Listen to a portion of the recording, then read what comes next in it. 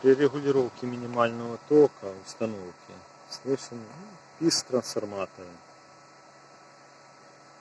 Тот же тон и при сварке. Ну, наверное, трансформатор на видео не будет слышно, а при сварке будет хорошо слышно.